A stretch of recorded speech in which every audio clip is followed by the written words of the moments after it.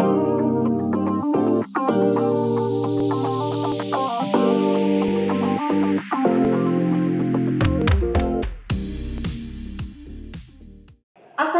warahmatullahi wabarakatuh. Hai sahabat Pasca IPB, apa kabar? Mudah-mudahan selalu sehat dan selalu bahagia. Kembali lagi di podcast Pasca Sarjana IPB. Kali ini kita akan ngobrol-ngobrol mengenai topik yang sangat menarik nih untuk sahabat Pasca, yaitu Pasca Sarjana lulus tepat waktu. Untuk itu telah hadir narasumber kita hari ini, yaitu Wakil Dekan Bidang Akademik dan Kemahasiswaan SPS, Profesor Dr. Insinyur Agus Buwono, MSI MKom. Apa kabar Pak Agus? Alhamdulillah, baik Mbak Suli. Alhamdulillah. Kali ini kita mau ngobrol-ngobrol nih Pak tentang pasca sarjana lulus tepat waktu. Ya. Kita langsung aja ke pertanyaan pertama ya Pak ya. Boleh. Nah, apa itu sih Pak pasca sarjana lulus tepat waktu? Baik, begini Bu Suli, sebelum seksi itu ya, ini memang segala sesuatu kan harus ada apa yang melandasi gitu ya. Jadi kalau saya lihat itu kan yang namanya luaran dari mahasiswa itu banyak ya, kinerja luar mahasiswa banyak. Di antara kinerja luar mahasiswa banyak itu ada dua yang perlu mendapat perhatian utama ya. Yang pertama adalah mengenai persentase lulus tepat waktu. Yang kedua adalah rataan masa studi. Nah, dua itulah di antara sekian banyak luaran mahasiswa, kinerja luaran mahasiswa, lulusan yang masih bermasalah di kita ini ya. Pertama lulusan tepat waktu ya. Lulusan tepat waktu itu kalau standar ideal dikti itu 50% yang tepat waktu ya. Baik S2 maupun S3 ya. Sementara kita rataan untuk S2 itu masih sekitar 30-an mungkin ya. Sementara kalau S3 itu masih sangat rendah. Seperti itu, dan juga masa studi ya. Masa studi itu kalau standar dikti S2 itu 1,5 sampai 2,5 tahun ya. Sedangkan kalau S3 itu antara 2,5 sampai 3,5. Sementara di kita masa studi untuk S2 sudah agak bagus, tetapi masih di atas dari rentang ideal tadi, yaitu kira-kira 2,75 tahun ya. Artinya 2,5 tahun lebih sedikit, tapi di bawah 3 tahun gitu ya. Sedangkan kalau S3 itu kira-kira 4,5, jadi kira-kira masih setahun lebih lama daripada ideal. Ya. Nah seperti itu. Oleh karena itu dengan melihat dua itu kelemahan kita, oleh karena itu kita menggunakan semacam bagaimana upaya tepat waktu. Nah tentu saja karena masih jauh capaiannya itu tidak bisa hanya sekedar upaya. Oleh karena itu kita ingin mengupayakan itu menjadi suatu gerakan. Gitu. Nah gerakan itu apa? Gerakan itu tentu saja upaya yang tersistematis yang mengintegrasikan berbagai macam komponen di IPB ya. Jadi tidak hanya upaya pasca secara sendiri, tetapi juga kita melibatkan bagaimana sinergi antara pasca dengan penelitian, bagaimana rekayasa kurikulumnya, seperti itu, dan bagaimana kita memberikan arahan pada mahasiswa tahapan-tahapan supaya bisa tepat waktu. Jadi itulah sehingga kita namakan gerakan supaya benar-benar bisa secara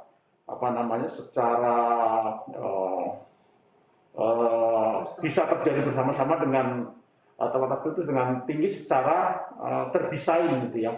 Jadi tidak fluktuatif ya. Jadi karena kalau bukan gerakan itu bisa jadi sekarang bagus gitu ya. Nanti ini lagi karena tidak terdesain turun lagi dan seterusnya. Nah, jadi oleh karena itu kita melakukan suatu gerakan lulus tepat waktu begitu. Sarjana lulus tepat waktu itu merupakan suatu gerakan dari pasca sarjana untuk mengupayakan supaya mahasiswa pasca sarjana bisa lulus tepat pada waktunya. Itu baik dari gerakan yang memfasilitasi ya Pak ya, supaya mahasiswa itu bisa lulus tepat waktu. Untuk S2 sesuai dengan dikti yaitu 2 tahun ya, rata-ratanya 2 tahun ya Pak ya. Untuk S3 itu minimal 3 tahun sudah lulus ya Pak ya. Ya, jadi antara 2,5 sampai 3,5 lah itu yang disebut tepat waktu ya. Terus sesuai dengan kurikulum, tetapi kita lihat kurikulumnya itu antara 2,5 sampai 3,5. Kalau S2 itu antara 1,5 sampai 2,5 tahun. Nah, nyambung ke yang tadi itu Pak, kan sesuai dengan survei yang sudah diadakan oleh Forum Wacana yang di podcast kita sebelumnya, bahwa kendala yang dihadapi mahasiswa dalam lulus tepat waktu itu adalah di penyelesaian tugas akhir. Benar.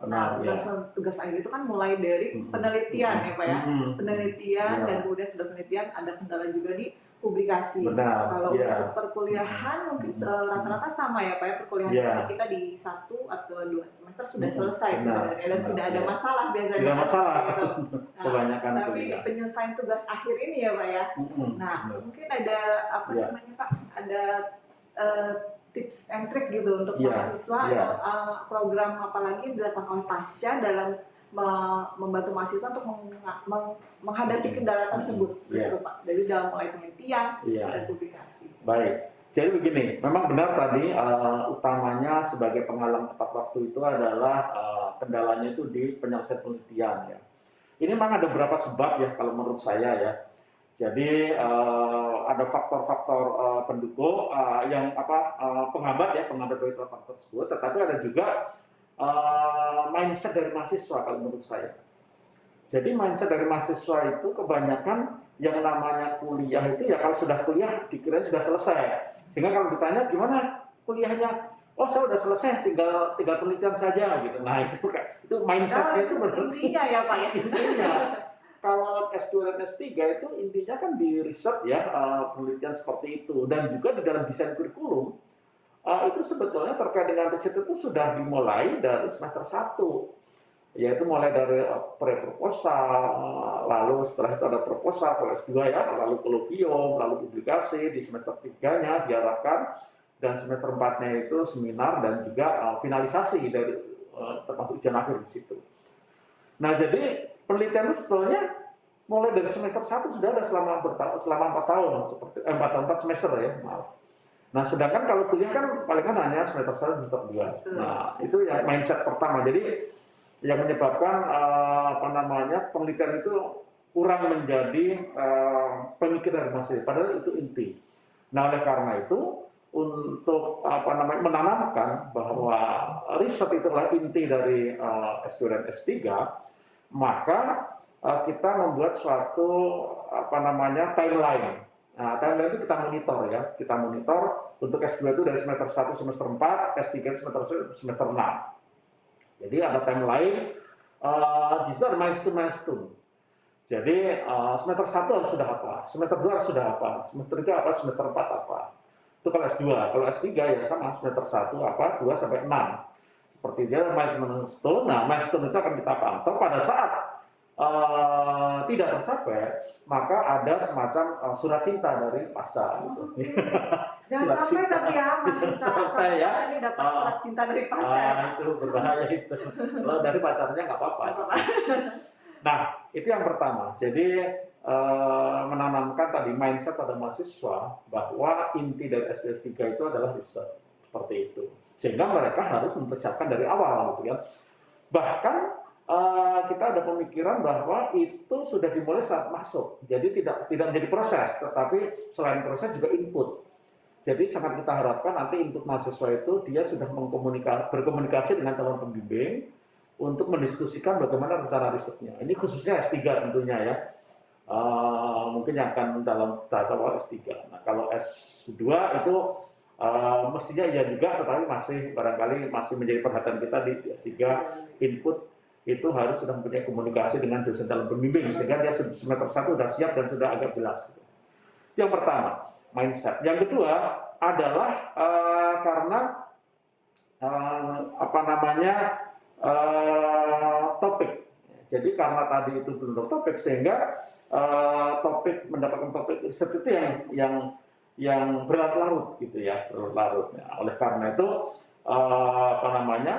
kita sangat mendorong prodi ya, seperti itu bisa secara rutin ya, setiap awal semester atau semester berapa kali gitu mengadakan satu event untuk pengenalan topik kepada mahasiswa seperti itu ya.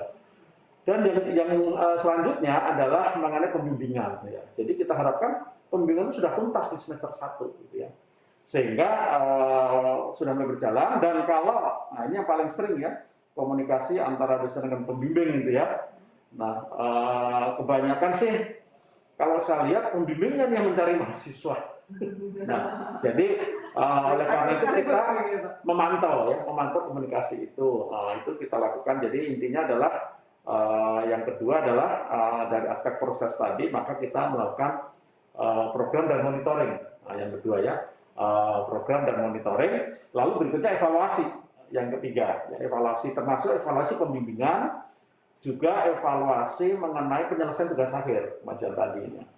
Nah itu, jadi tiga hal itu, dan yang untuk mendukung proses tadi dan topik tadi, maka menjalin juga mensinergikan ya dengan unit-unit lain lah di IPB, termasuk dengan LPPM, Pusat Studi, sehingga mahasiswa itu bisa melakukan risetnya di pusat studi itu. Jadi ini biasanya sangat mendukung, karena di pusat studi kan banyak sekali topik-topik riset ya, seperti itu. Jadi ini kalau ini bisa terjadi, maka akan meningkatkan selain kinerja pendidikan juga tentu saja kinerja dari pendidikan. Jadi tiga itu ya yang menjadi upaya kita. Oke, jadi salah satu dari gerakan lulus tepat waktu itu ya Pak ya, pertama tadi itu kurikulumnya sudah didesain supaya di akhir semester 1 itu mahasiswa sudah punya pembimbing ya Pak ya. Benar. Karena ya, dikhawatirkan kalau selesai kuliah baru mulai pembimbingan, itu agak susah carinya ya Pak ya. Ya. Susah kalau tidak ada di kampus kan emang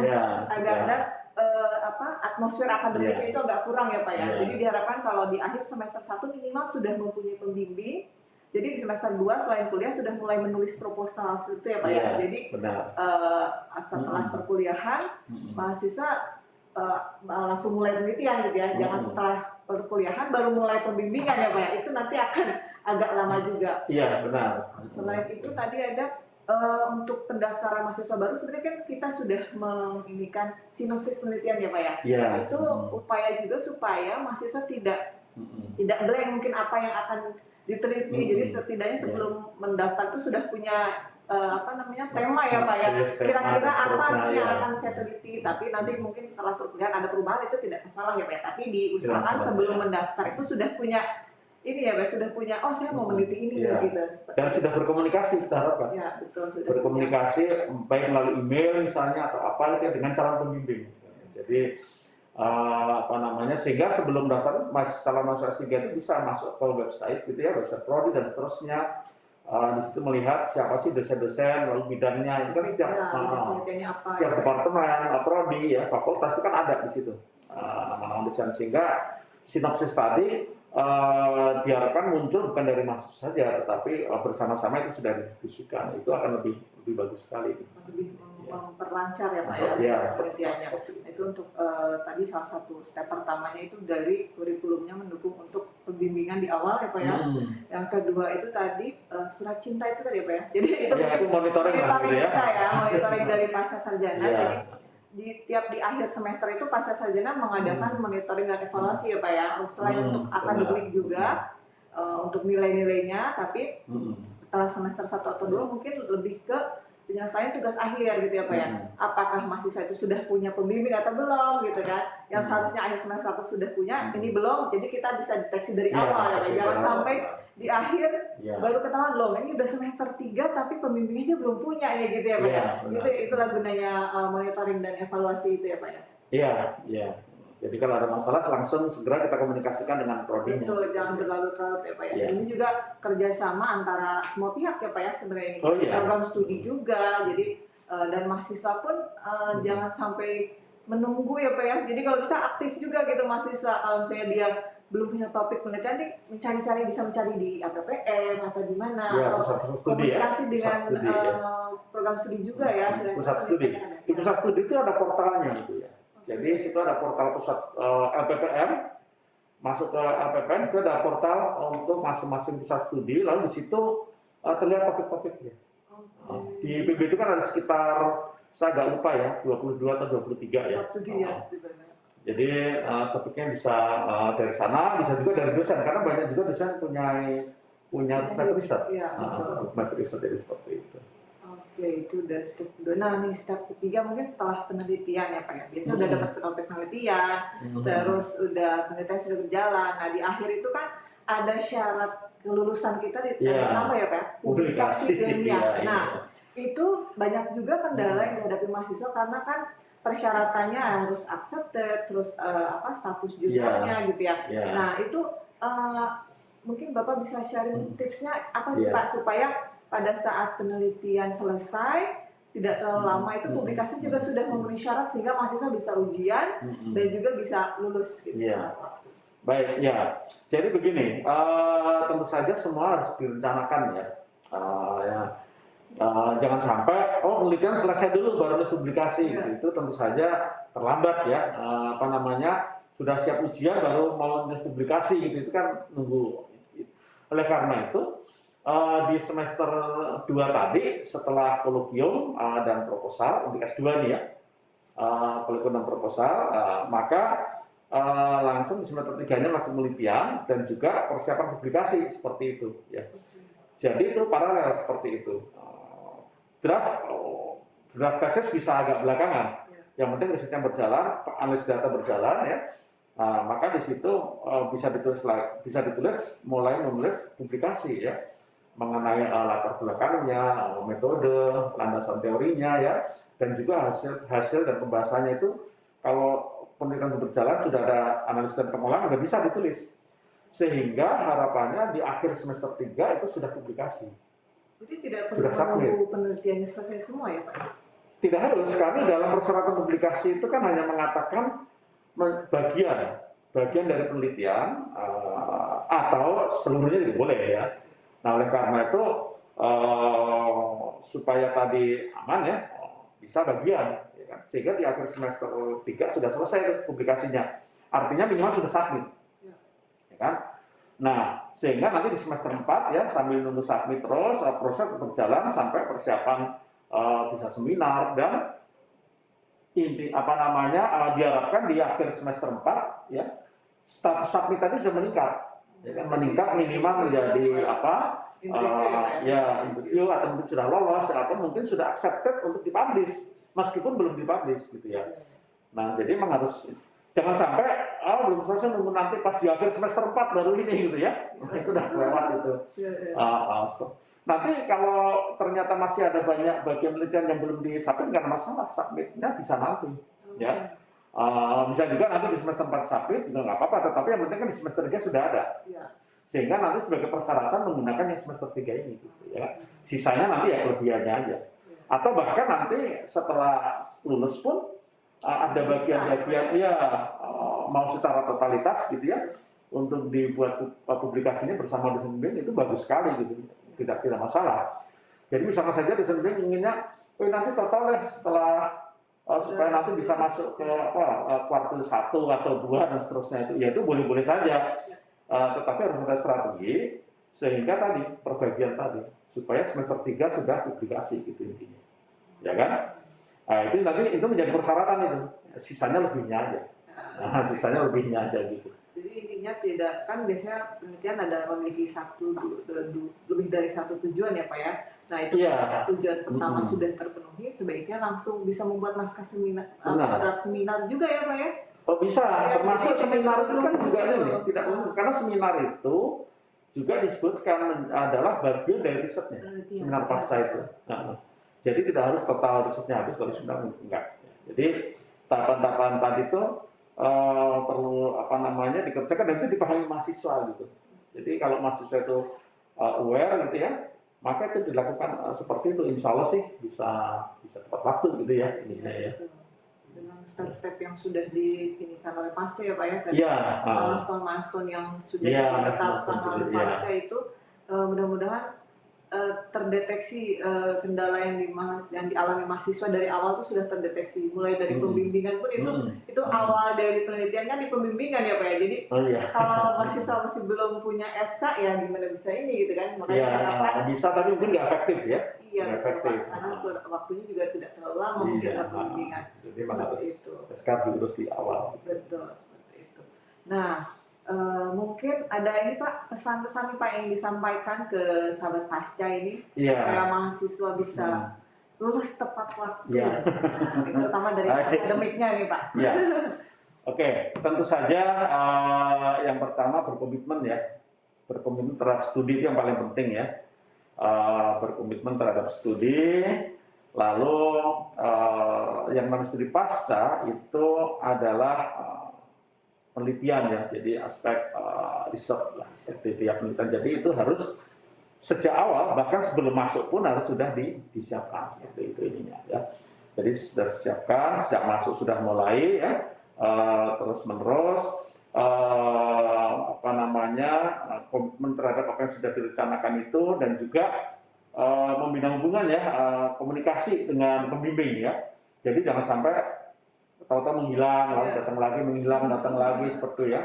Nah, yang sama komitmen itu ya tadi, komitmen berarti harus ada alokasi waktu gitu ya. Alokasi waktu seperti itu. Dan satu lagi di sini kan Pasca sudah membuat satu sistem namanya Simonev ya. Ya, betul. Jadi saya sangat mengharapkan mahasiswa Pasca itu senantiasa melihat Simonevnya ya, dengan akunnya. Nanti akan melihat situ ya. Akan terlihat bagaimana perkembangan studinya ya, seperti itu ya, dan macam-macamnya lah, termasuk di situ bisa mengisikan evaluasi pembimbingan juga gitu. Jadi